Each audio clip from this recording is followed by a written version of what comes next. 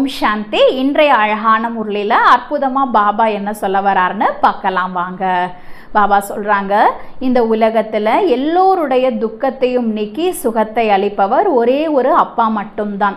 இந்த உலகத்தில் இருக்கக்கூடிய எந்த ஒரு மனிதரும் யாருடைய துக்கத்தையும் நீக்கி சுகத்தை கொடுக்க முடியாது, எவரொருவருடைய துக்கத்தையும் நீக்க முடியாது அப்படின்னு பாபா சொல்கிறாங்க.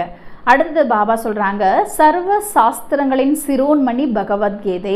அந்த பகவத்கீதையில் சொல்லப்பட்டிருக்கின்ற பகவான் யார் அப்படின்னா, நிறைய பேர் ராமரோ கிருஷ்ணரோ ஏன் தன்னையே கூட பகவான் அப்படின்னு சொல்லிக்கிறாங்க. ஏன்னா இது தமோ குணம் நிறைந்திருக்கக்கூடிய ராவண ராஜ்யம் தானே அப்படின்னு சொல்கிறாரு. அடுத்தது பாபா சொல்கிறாங்க, இந்த உலகத்தில் மாயாவினுடைய பகட்டு அதிகமாக இருக்கிறது. இந்த உலகத்தில் விஞ்ஞானத்தின் அகங்காரம் கூட இருக்குது. அதைத்தான் பாபா மாயாவினுடைய பகட்டு அப்படிங்கிறாங்க. பகட்டினுடைய வீழ்ச்சி அப்படிங்கிற ஒரு நாடகம் கூட இருக்குது. அதை பார்த்து நாம் கண்டிப்பாக தெரிஞ்சுக்கலாம். பாருங்கள், இந்த உலகத்தில் பெரிய பெரிய அரண்மனைகள், மின்சாரங்கள், விமானங்கள் இதெல்லாம் நிறைஞ்சு இருக்கிறதுனால இது தான் சொர்க்கம் அப்படின்னு சொல்கிறாங்க. அப்புறம் யாரோ ஒருத்தர் இறந்து போயிட்டாங்கன்னா அவர் சொர்க்கத்துக்கு போயிட்டாருன்னு சொல்கிறாங்க. அப்போ கண்டிப்பாக இது சொர்க்கம் இல்லை தானே. சொர்க்கம் அப்படிங்கிறது வேறொரு இடத்தில் இருப்பதை கூட அவர்கள் புரிந்து கொள்ளவில்லை. மாயையுடைய இறைவனுடைய அசுர உலகத்தினுடைய ஈஸ்வரிய உலகத்தினுடைய போட்டிக்கான சமயமாகும். இது போல பல விஷயங்களை பாபா முரளியில் சொல்லியிருக்காங்க. வாங்க இன்றைய முரளியை விரிவாக கேட்கலாம். 30/7/2024 காலை முரளி பாப் தாதா மதுபன். தலைப்பு, இனிமையான குழந்தைகளே, துக்கத்தை நீக்கி சுகம் அளிப்பவர் ஒரு தந்தையாவார். அவர் உங்களது எல்லா துக்கங்களையும் நீக்கிவிடுகிறார். மனிதர்கள் எவர் ஒருவருடைய துக்கத்தையும் நீக்க முடியாது. கேள்வி, உலகில் அசாந்திக்கான காரணம் என்ன? சாந்தி எவ்வாறு ஸ்தாபனையாகும்? பதில், பல தர்மங்கள் இருப்பதே உலகில் அசாந்திக்கான காரணமாகும். கலியுக கடைசியில் ஒற்றுமையின்மை ஏற்படும் பொழுதுதான் அசாந்தி ஏற்படுகிறது. தந்தை ஒரு சத்திய தர்மத்தினை ஸ்தாபனை செய்கிறார். அங்கு அமைதி ஏற்படுகிறது. இந்த லக்ஷ்மி நாராயணன் ஆட்சியில் அமைதி இருந்தது என்பதை உங்களால் புரிந்து கொள்ள முடிகிறது. பவித்ர தர்மம், பவித்ர கர்மம் இருந்தது. கல்யாணக்காரி தந்தை மீண்டும் அந்த புதிய உலகத்தை உருவாக்கி கொண்டிருக்கிறார். அதில் அசாந்தியின் பெயரே இல்லை. ஓம் சாந்தி. ஆன்மீக தந்தை அமர்ந்து ஆன்மீக குழந்தைகளுக்கு புரிய வைக்கிறார். ஆன்மீக தந்தைதான் ஞானக்கடல் என்று அழைக்கப்படுகிறார். இது உங்களுக்கு புரிய வைக்கப்பட்டுள்ளது. மும்பையில் கூட நிறைய சமூக ஊழியர்கள் இருக்கின்றார்கள். அவர்களுடைய கூட்டம் நடந்து கொண்டே இருக்கும். மும்பையில் குறிப்பாக கூட்டம் நடைபெறும் இடத்தின் பெயர் பாரதிய வித்யா பவன். இப்போது கல்வி, அதாவது வித்யா என்பது இரண்டு விதமானது. ஒன்று பள்ளிகளில் கல்லூரிகளில் கற்பிக்கப்படும் ஸ்தூல கல்வி. இப்போது அதை வித்யா பவன் என்று கூறுகின்றார்கள். அவசியம் அங்கு வேறு ஏதோ விஷயம் உள்ளது. இப்போது கல்வி, அதாவது வித்யா என்று எதற்கு கூறப்படுகிறது என்பதையோ மனிதர்கள் அறியாமலேயே உள்ளனர். இதுவோ ஆன்மீக வித்யா பவனாகி இருக்க வேண்டும். வித்யா என்று ஞானத்திற்கு கூறப்படுகிறது. பரம்பிதா பரமாத்மா தான் ஞானக்கடலாவார். ஸ்ரீ கிருஷ்ணரை ஞானக்கடல் என்று கூற மாட்டார்கள். சிவ பாபாவின் மகிமை தனி, ஸ்ரீ கிருஷ்ணரின் மகிமை தனி ஆகும். பாரதவாசிகள் குழம்பி இருக்கின்றார்கள். கீதையின் பகவான் என்று ஸ்ரீ கிருஷ்ணரை நினைத்து கொண்டு அமர்ந்துள்ளார்கள். ஆக வித்யா பவன் ஆகியவை திறந்து கொண்டே இருக்கிறார்கள். ஒன்றுமே புரிந்து கொள்ள முடியாமல் இருக்கின்றார்கள். வித்யா என்பது கீதையின் ஞானம். அந்த ஞானமோ ஒரே ஒரு தந்தையிடம்தான் இருக்கிறது. அவர் ஞானக்கடல் என கூறப்படுகிறார். இதை முழு மனித குலமும் அறியாமல் இருக்கிறது. பாரதவாசிகளின் தர்ம சாஸ்திரம் உண்மையில் ஒன்றே ஒன்றுதான். சர்வ சாஸ்திர சிரோமணி பகவத்கீதை. இப்போது பகவான் என்று யாரை சொல்லலாம் என்பதை இச்சமயம் பாரதவாசிகள் புரிந்து கொள்வதே இல்லை. ஸ்ரீ கிருஷ்ணரை அல்லது ராமரை அல்லது தங்களையே பரமாத்மா என்று கூறிவிடுகிறார்கள். இன்றைய காலமே தமோ பிரதானமானது. ராவண ராஜ்யம்தானே. குழந்தைகளாகிய நீங்கள் யாருக்காவது புரிய வைக்கும்போது சிவ பகவான் வாக்கியம் என்று கூறுங்கள். முதலில் ஞானக்கடல் ஒரே ஒரு பரம்பிதா பரமாத்மா ஆவார் என்பதை புரிந்து கொள்ள வேண்டும். அவருடைய பெயர் சிவன் என்பதாகும். சிவராத்திரியும் கொண்டாடுகிறார்கள். ஆனால் யாருக்குமே புரிவதில்லை. அவசியம் சிவன் வந்திருக்க வேண்டும், அப்போதுதான் ராத்திரி கொண்டாடுகிறார்கள். சிவன் யார் என்பது கூட தெரியாது. தந்தை கூறுகிறார், பகவானோ அனைவருக்கும் ஒரே ஒருவர்தான். அனைத்து ஆத்மாக்களும் சகோதர சகோதரிகள் ஆவார்கள். ஆத்மாக்களின் தந்தை ஒரே ஒரு பரம்பிதா பரமாத்மா ஆவார். அவரைத்தான் ஞானக்கடல் என்று கூறுவார்கள். தேவதைகளிடம் இந்த ஞானம் இல்லை. எந்த ஞானம்? படைப்பவர் மற்றும் படைப்பினுடைய முதல் இடை கடை பற்றிய ஞானம் எந்த ஒரு மனிதரிடமும் கிடையாது. பழமையான ரிஷி முனிவர்களுக்கும் தெரியவில்லை என்று கூறினார்கள் என்றும் சொல்கிறார்கள். பழமையான என்பதற்கான பொருளும் அவர்களுக்கு தெரியாது. சத்யுக திரேதா என்பது பழமையானது. சத்யுகம் என்பது புது உலகமாகும். அங்கு ரிஷி முனிவர்கள் இருக்கவே இல்லை. இந்த ரிஷி முனிவர்கள் ஆகிய எல்லோரும் பின்னால் வந்துள்ளனர். அவர்களுக்கு கூட இந்த ஞானத்தை பற்றி தெரியாது. தெரியாது என்று கூறிவிடுகின்றார்கள். அவர்களுக்கே தெரிவதில்லை என்றால் இப்போது தமோகுணியான பாரதவாசிகளுக்கு எப்படி தெரிந்திருக்க முடியும்? இச்சமயம் விஞ்ஞானத்தின் அகம்பாவம் கூட எவ்வளவு உள்ளது. இந்த அறிவியல் மூலமாக பாரதம் ஸ்வர்க்கமாகிவிட்டுள்ளது என்று நினைக்கிறார்கள். இது மாயையின் பகட்டு என்று கூறப்படுகிறது. ஃபால் ஆஃப் ஃபார்ம், பகட்டின் வீழ்ச்சி என்ற ஒரு நாடகம் கூட உள்ளது. இச்சமயம் பாரதத்தின் வீழ்ச்சியாகும் என்று கூறவும் செய்கிறார்கள். சத்யுகத்தில் மேன்மை இருந்தது, இப்போது வீழ்ச்சியாகும். இது ஸ்வர்க்கமாக உள்ளதா என்ன? இதுவோ மாயையின் பகட்டாகும். இது அழியத்தான் போகிறது. மனிதர்கள் கருதுகிறார்கள், விமானங்கள் உள்ளன, பெரிய பெரிய அரண்மனைகள் உள்ளன, மின்சாரங்கள் உள்ளன, இதுவே சொர்க்கம். யாராவது இறந்தாலும் கூட சொர்க்கத்திற்கு சென்றதாக கூறுகின்றார்கள். இறந்தவர்கள் சொர்க்கம் சென்றார் என்றால் அந்த சொர்க்கம் வேறொரு உலகம் என்று கூட புரிந்து கொள்வதில்லை. இதுவோ ராவணனுடைய பகட்டாகும். எல்லையில்லாத தந்தை சொர்க்கத்தினை ஸ்தாபனை செய்து கொண்டிருக்கிறார். இச்சமயம் ராவணனின் மற்றும் இறைவனின் அசுர உலகம் மற்றும் ஈஸ்வரிய உலகத்தின் போட்டிக்கான சமயமாகும். இதுவும் பாரதவாசிகளுக்கு புரிய வைக்க வேண்டியுள்ளது. துக்கமோ இன்னும் அதிகமாக வரப்போகிறது. அளவற்ற துக்கம் வரப்போகிறது. ஸ்வர்க்கமே சத்யுகத்தில் தான் இருக்கும், கலியுகத்தில் இருக்க முடியாது. புருஷோத்தம சங்கம யுகம் என்று எதற்கு கூறப்படுகிறது என்பது கூட யாருக்கும் தெரியாது. இதுவும் தந்தை வந்து புரிய வைக்கின்றார். ஞானம் என்பது பகல், பக்தி என்பது இரவு. இருளில் தடுமாறிக்கொண்டே இருக்கின்றார்கள். பகவானை சந்திப்பதற்காக எவ்வளவு வேத சாஸ்திரங்கள் ஆகியவை படிக்கின்றார்கள். பிரம்மாவின் பகல் மற்றும் இரவு, இதுவே பிராமணர்களின் பகல் மற்றும் இரவு. உண்மையான முக வம்சாவளி பிராமணர்கள் ஆவீர்கள். அவர்கள் கலியுக குக வம்சாவளி பிராமணர்கள் ஆவார்கள். நீங்கள் புருஷோத்தம சங்கம யுகி பிராமணர்கள் ஆவீர்கள். இந்த விஷயங்கள் வேறு யாருக்கும் தெரியாது. இந்த விஷயங்களை புரிந்து கொள்ளும் பொழுதுதான் நாம் என்ன செய்து கொண்டிருக்கிறோம் என்பது புத்தியில் வரும். பாரதம் சதோ பிரதானமாக இருந்தது, அதுதான் ஸ்வர்க்கம் என்று கூறப்படுகிறது. எனவே அவசியம் இது நரகமாகும். அதனால்தான் நரகத்திலிருந்து சொர்க்கம் செல்கிறோம். அங்கு சாந்தி உள்ளது, சுகமும் உள்ளது. லக்ஷ்மி நாராயணனின் ராஜ்யம் ஆகும் அல்லவா?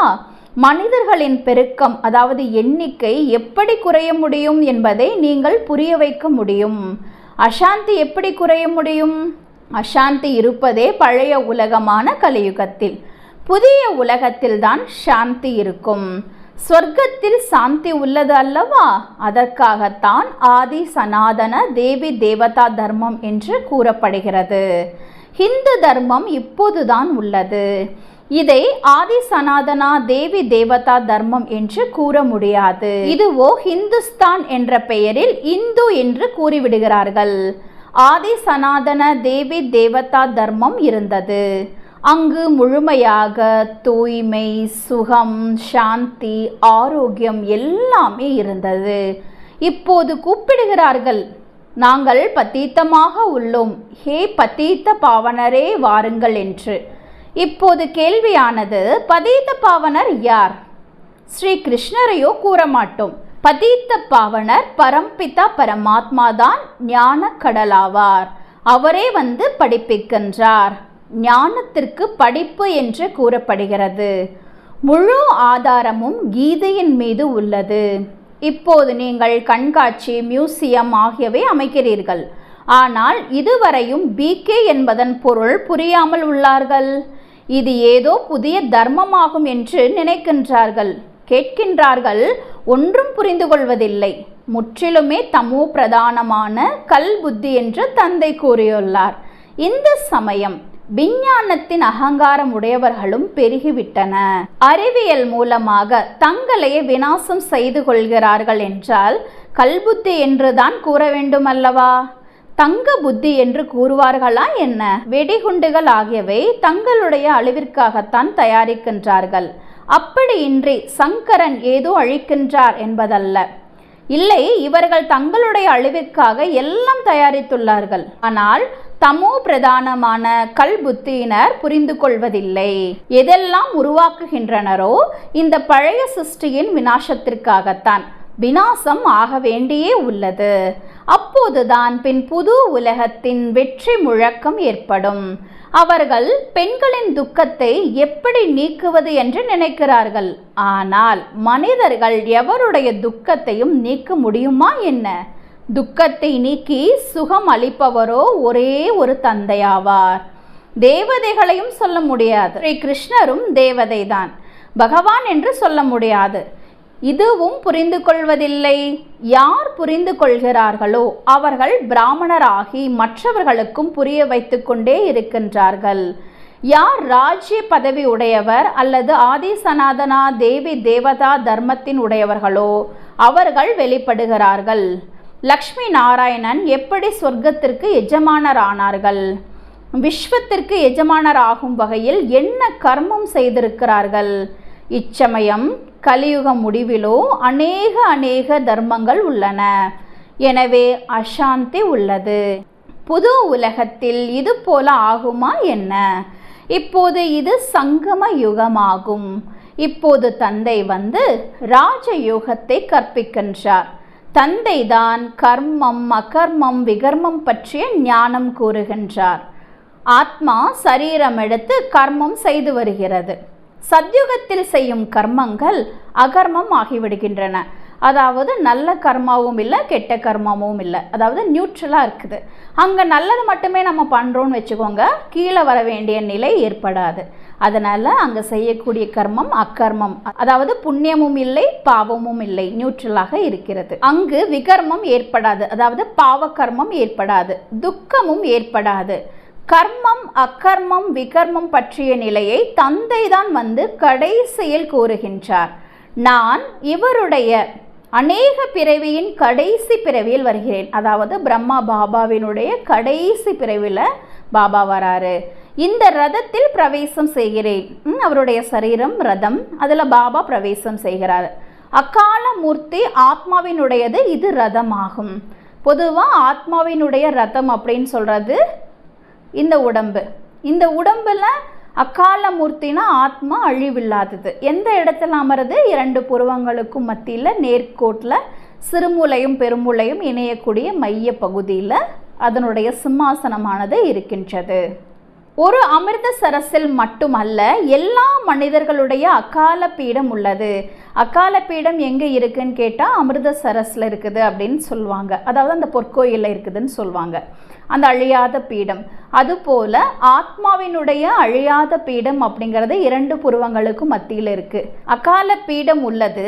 ஆனால் இந்த உடம்பு அப்படிங்கிறது அழிந்து போகும். அந்த அகால பீடத்தில் அமரக்கூடிய அந்த ஆத்மா அழிவற்றது.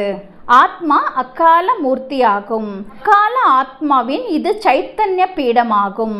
அகால மூர்த்திகளோ அனைவரும் ஆவார்கள். அதாவது எந்த ஆத்மாவும் அழிவது கிடையாது. மற்றபடி சரீரத்தை காலன் சாப்பிட்டு விடுகிறான். ஆத்மாவோ அக்காலன், அதாவது அழியாதது ஆகும்.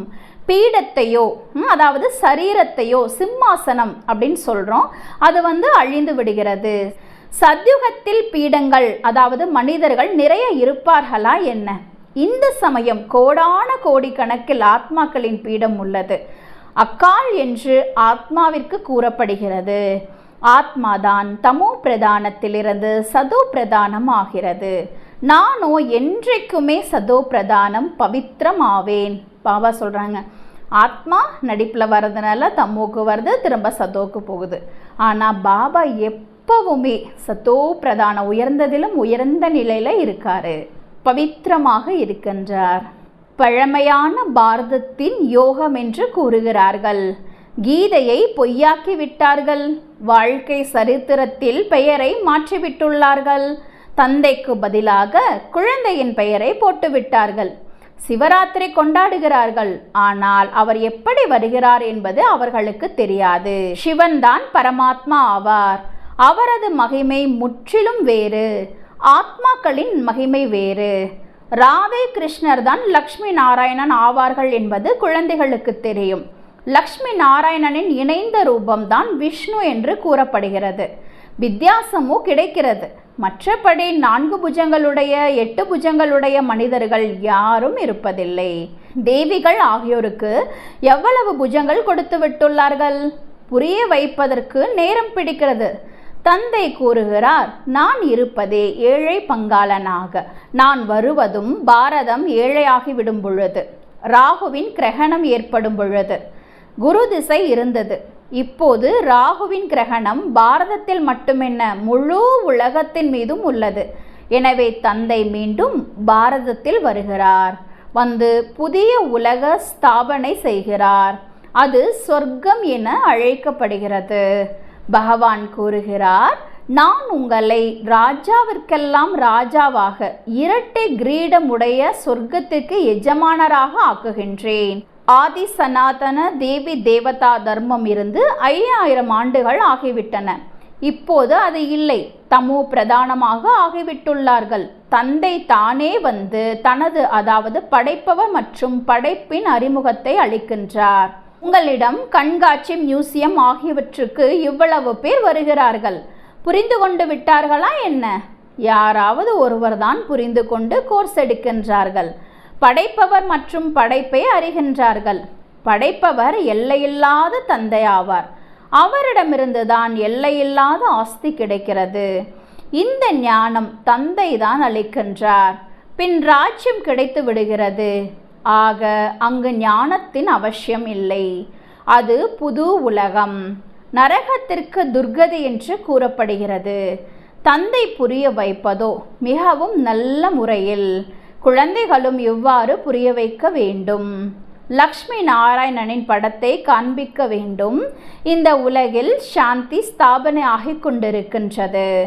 ஆதி சனாதன தேவி தேவதா தர்மத்தின் அஸ்திவாரம் இல்லை. அதை தந்தை ஸ்தாபனை செய்து கொண்டிருக்கின்றார். தேவதையினுடைய பவித்திர தர்மமாக, பவித்திர கர்மமாக இருந்தது. இப்போது இது இருப்பதே விகாரி உலகமாக. புது உலகம் நிர்விகாரி உலகம், சிவாலயம் என்று கூறப்படுகிறது. இப்போது புரிய வைக்க வேண்டியுள்ளது. அப்போதுதான் பாவம் ஒன்றும் அறியாதவர்களுக்கு கொஞ்சம் நன்மை ஏற்படும். தந்தை தான் கல்யாணக்காரி என்று கூறப்படுகிறார். அவர் வருவதே புருஷோத்தம சங்கம யுகத்தில், கல்யாணக்காரி யுகத்தில். கல்யாணக்காரி தந்தை அனைவருக்கும் நன்மை செய்கிறார். பழைய உலகத்தை மாற்றி புது உலகத்தை ஸ்தாபனை செய்து விடுகிறார். ஞானத்தினால் சத்கதி ஆகிறது. இது பற்றி தினமும் நேரம் எடுத்து புரிய வைக்க முடியும். கூறுங்கள், படைப்பவர் மற்றும் படைப்பின் முதல் இடை கடை பற்றி நாம் அறிந்துள்ளோம். இது கீதையின் சரித்திரம் நடந்து கொண்டிருக்கிறது. இதில் பகவான் ராஜயோகம் கற்பித்துள்ளார். இரட்டை கிரீடம் உடையவராக ஆக்கியுள்ளார்.